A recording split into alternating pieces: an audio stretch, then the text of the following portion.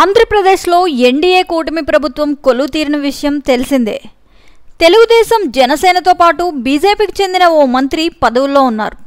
గతంలో వైసీపీ ప్రభుత్వంలోని మంత్రులు, వారి కుటుంబ సభ్యులు పలు వివాదాల్లో ఉన్న విషయం తెలిసిందే. అప్పటి వైసీపీ మంత్రులపై టీడీపీ నాయకులు అనేక ఆరోపణలు చేశారు. ఇప్పుడు తెలుగుదేశం పార్టీకి చెందిన మంత్రి భార్య వివాదంలో చిక్కుకున్నారు.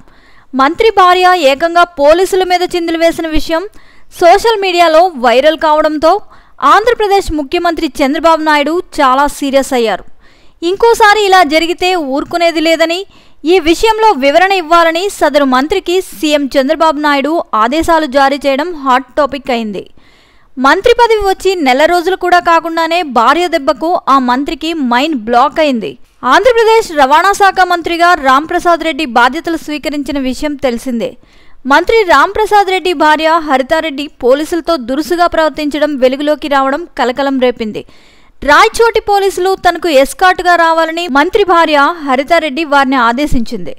అయితే పోలీసులు మంత్రి రాంప్రసాద్ రెడ్డి భార్య హరితారెడ్డికి ఎస్కార్ట్గా వెళ్లడానికి నిరాకరించారు. ఆ సమయంలో పోలీసులతో వాగ్వివాదానికి దిగిన హరితారెడ్డి వారితో దురుసుగా ప్రవర్తించారు.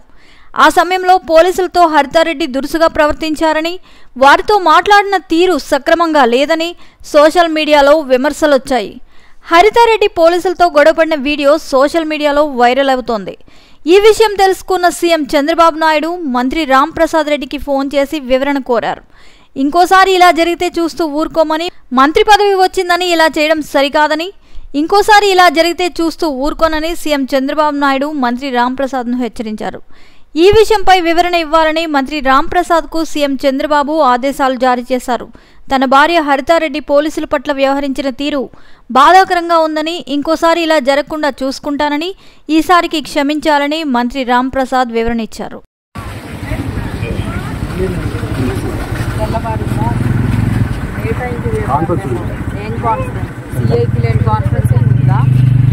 వచ్చాను అనుకున్నావా? డ్యూటీలో రావాలని చెప్పి యూనిఫామ్ కూడా లేదా మీకు?